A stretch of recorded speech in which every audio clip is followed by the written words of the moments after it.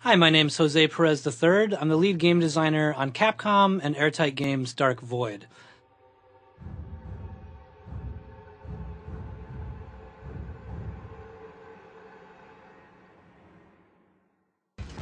So at Airtight Games, one of the things that we've always really wanted to do is we've wanted to take a kind of ground-based combat that you find in a lot of different games, from Gears of War to Halo, and we've always wanted to combine that with aerial combat. And we want to do that in a way that's really interesting and never been done before. So we thought about a lot of different ways we could do that, and we went from the straight, like, you could jump out of your plane and parachute down to the ground stuff, and we played with that for a while, and it was pretty fun, but there was still always this weird thing where you'd be out in the middle of nowhere, you'd jump out of your plane, or your UFO as it is in this game, and you kind of land on the ground, and all of a sudden you're stuck way out in the middle of nowhere, and how do you get around? One of our designers, Pedro Perez, actually had this idea of the rocket pack. For a long time, I was thinking of the rocket pack kind of more like a lunar lander thing, if you guys have played that, where you just kind of can go up and down, or like that game that came out a long time ago, Destroy All Humans. But Pedro really gravitated towards this idea of, what if we took all of the mechanics that we had for our UFOs in that flight, and we applied it to the player. And to his credit, it became one of the defining features of our game.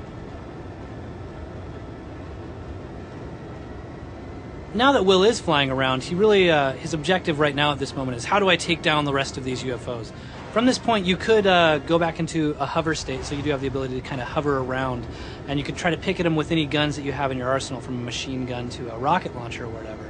But because he hasn't upgraded his pack to a point to where he can shoot these UFOs yet, in order to take these guys down, he needs to actually hijack one of these vehicles and use it against them. So with the simple press of a button, you land on the UFO. This isn't a quick time event or anything. You're still in control of your character, so left or right will move you around the UFO. And you need to trick this center gun and find a way to rip off this back paneling, which messes up some of the circuitry and opens up that hatch in the middle. From this point, you jump in.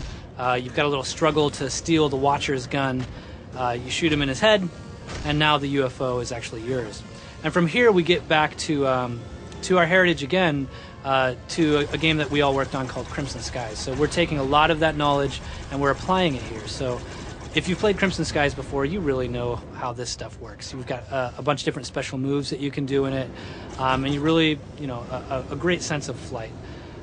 It's definitely difficult to build these really big worlds for flight spaces and then have the on-ground stuff. But we think that our art team and our programming team has really done a good job of maintaining the quality level, whether you're in the air doing this vehicular combat or you're on the ground doing more of that cover-based third-person shooter combat.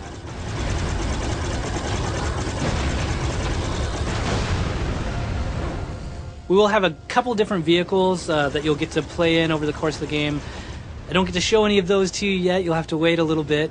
We do have some time before the game comes out, so over the next couple of months we'll be revealing more and more about vehicles and weapons and who the Watchers really are.